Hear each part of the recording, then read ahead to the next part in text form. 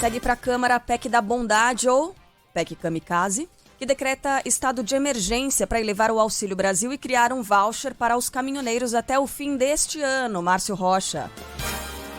A Câmara dos Deputados ainda precisa analisar a PEC dos combustíveis depois que o texto do senador Fernando Bezerra Coelho foi aprovado pelo plenário do Senado. Ao todo, mais de 41 bilhões de reais foram disponibilizados para o governo usar em programas sociais. Pela PEC, o Auxílio Brasil passou dos atuais R$ 400 para R$ 600 reais até o fim deste ano, além do aumento no valor do auxílio gás, que passa a ser de R$ 120 reais a cada 2 meses.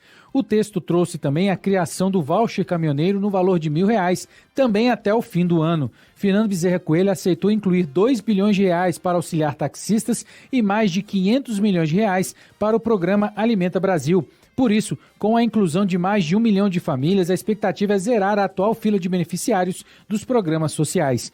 O estado de emergência que foi previsto pelo relator está mantido e, dessa maneira, o governo pode gastar os recursos em pleno ano eleitoral, o que foi considerado uma espécie de cheque em branco ao governo. Fernando Bezerra defendeu que a medida é necessária. Em função da desorganização econômica que se verifica no mundo inteiro, fruto dos transtornos causados pela pós-Covid, pós-pandemia, que está levando inflação para todos os países do mundo, fome se alastrando pelo mundo inteiro, o Congresso Nacional tinha que tomar as providências que está tomando.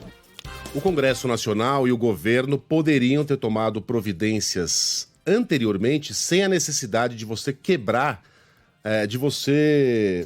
o país, desrespeitar mecanismos importantes de controle fiscal, alterar a Constituição. A crise dos combustíveis já existia antes da guerra na Ucrânia.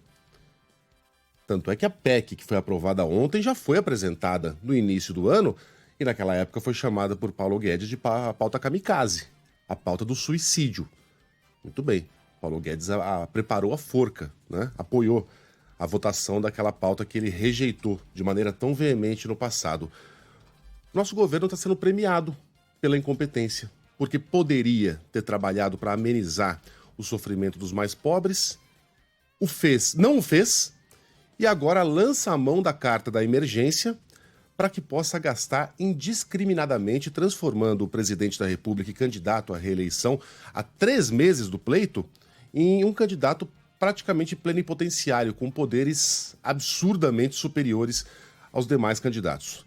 Tudo isso fere várias leis, inclusive a lei eleitoral, a qual a gente deu um bico.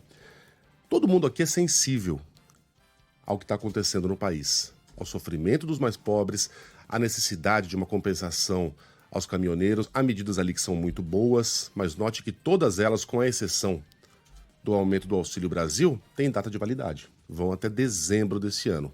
O problema vai ficar para o próximo presidente, seja ele Lula, seja ele Ciro, seja ele Bolsonaro, seja ele Imael.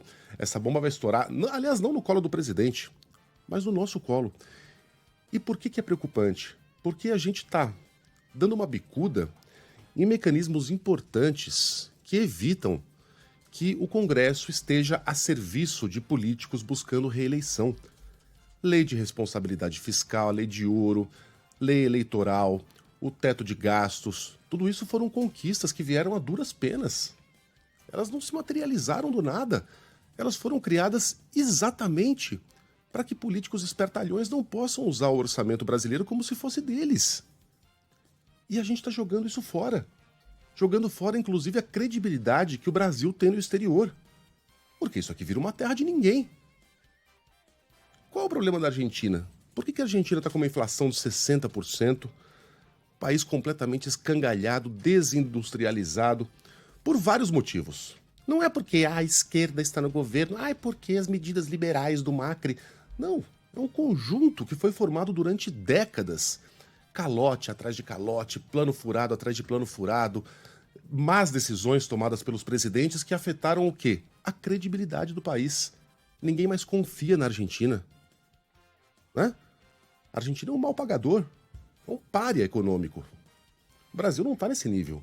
Mas aquilo que aconteceu ontem no Senado, com a participação de todos os senadores, com exceção de um, o senador José Serra, que teve a fibra moral de não só votar contra, mas se manifestar publicamente pelas redes sociais sobre por que estava votando contra esse projeto, está ajudando a minar a credibilidade do Brasil no exterior.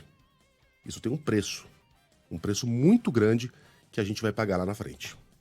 Bom, enquanto isso, a fila de espera para o Auxílio Brasil atingiu o maior nível desde novembro do ano passado. Atualmente, 2.700.000 famílias aguardam pela liberação do benefício. Ou seja, isso aqui tem tudo a ver com isso que você está falando, Megali. Somos todos sensíveis a essa fila, a essas pessoas que precisam desse auxílio.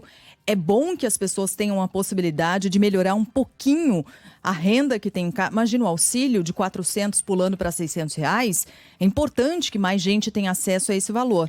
Mas olha a que custo. E de que maneira, né? Se isso poderia ter sido feito antes, já que essa fila vem do começo do ano para cá. Em março, já havia uma demanda reprimida importante de 1.300.000 pessoas nessa fila. São todos dados da Confederação Nacional dos Municípios. Segundo o levantamento, as regiões Sudeste e Nordeste são as mais afetadas.